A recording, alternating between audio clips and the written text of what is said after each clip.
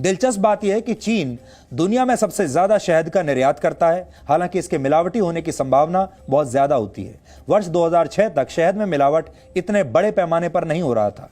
इसके बाद चीन से शुगर सिरप का आयात होने लगा हमारे देश में, और फिर शहद में मिलावट का रिवाज शुरू हो गया। 2 वर्ष पहले तक भारत में 11,000 मीट्रिक टन शुगर सिरप आयात हो रहा था और इसका 70% चीन से खरीदा गया था। माना जाता है कि इसमें से ज्यादातर शुगर सिरप का इस्तेमाल शहद में मिलावट के लिए ही किया गया। हालांकि अब कुछ भारतीय कारोबारियों ने चीन की कंपनियों से यह तकनीक खरीद ली है, या कह लीजिए कि चुरा ली है या कॉपी कर ली है, और अब ये बड़े बड़े लोग देश में ही शुगर सिरप बनाना शुरू कर चुके हैं। यानी अब शहद में मिलावट करना और आसान हो गया है। अगर अब आपको यह शुगर सिरप चीन से लाने की जरूरत नहीं। अगर कभी छापेमारी में शहद बनाने वाली कंपनियों के पास ऐसा कोई शुगर सिरप मिलता है तो वो दावा करती हैं कि इसका इस्तेमाल टॉफी बनाने के लिए किया जा रहा है। यानी बचाव के लिए इन कंपनियों के पास सभी तरह के उपाय होते हैं। शहद में मिलावट की समस्या को समझाने के लिए हमने एक ग्राउंड रिपोर्ट तैयार की है, जिसके बाद आप ये समझ जाएंगे कि शहद में मिलावट कैसे की जा रही है।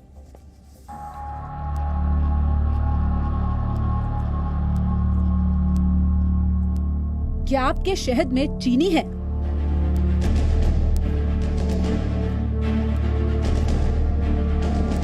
सेंटर फॉर साइंस की इस रिपोर्ट के आने के बाद हमने इस बात की पड़ताल शुरू की कि शहद में चीनी या किसी भी तरह की मिलावट की जरूरत होती ही क्यों है।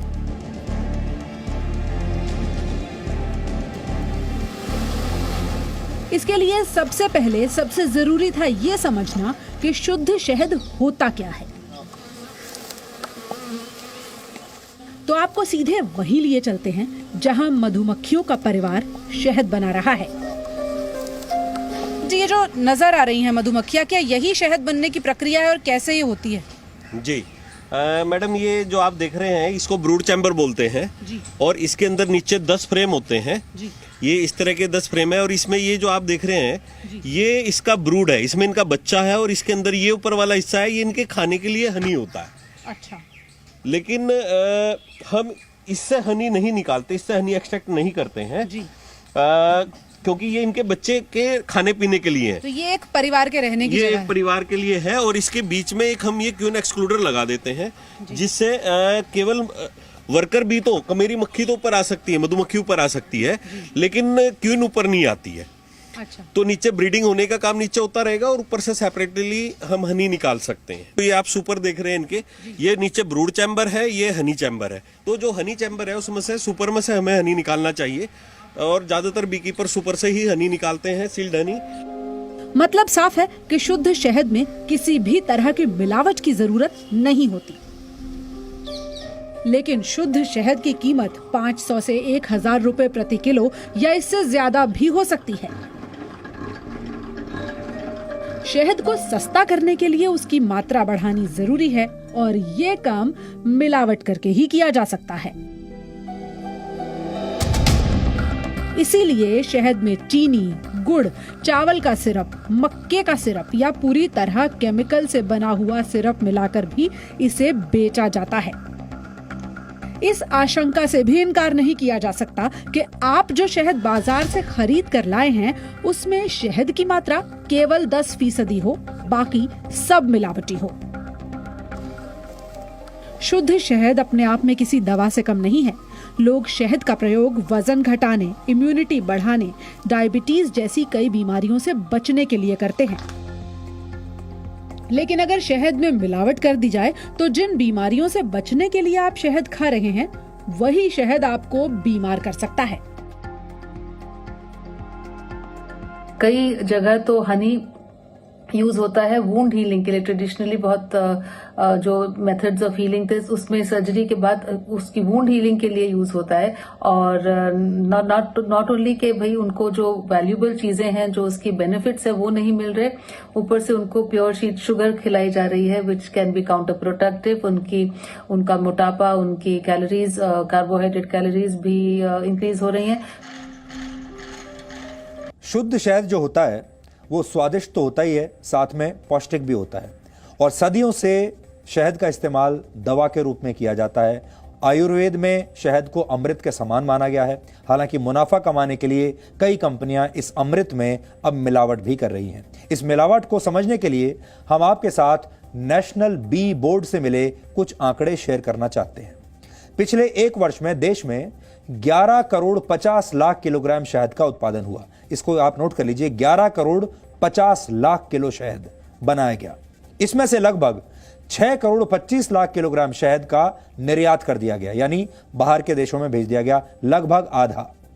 लेकिन चौंकाने वाली जानकारी यह मिली कि हमारे देश में हर साल करीब 3 करोड़ किलोग्राम मिलावटी शहद का इस्तेमाल किया जाता है। 3 करोड़ मिलावटी शहद, 3 करोड़ किलोग्राम।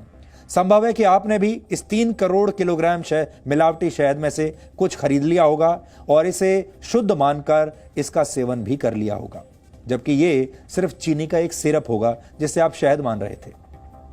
विडंबना यह है कि जिस शुद्धता को एक मौलिक अधिकार का दर्जा मिलना चाहिए था, वो शुद्धता भारत में एक लग्जरी बन गई है और जो लोग इस लग्जरी की कीमत नहीं चुका पाते वो मिलावटी खाना खाने पर और खरीदने पर मजबूर हो जाते हैं।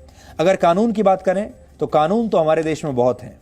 कानून के मुताबिक अगर मिलावटी सामान की वजह से किसी की मौत होती है तो उम्र कैद की सजा हो सकती है, उस पर 10 लाख रुपए का जुर्माना हो सकता है।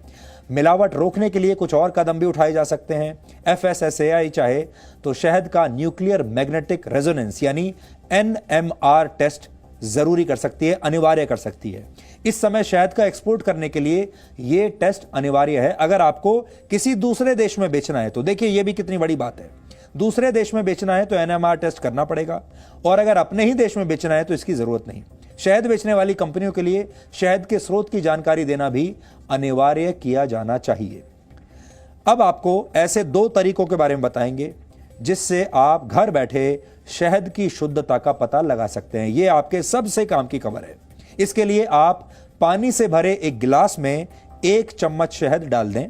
अगर शहद पानी में घुल जाता है तो समझ लीजिए जो शहद आप खा रहे हैं वो मिलावटी है।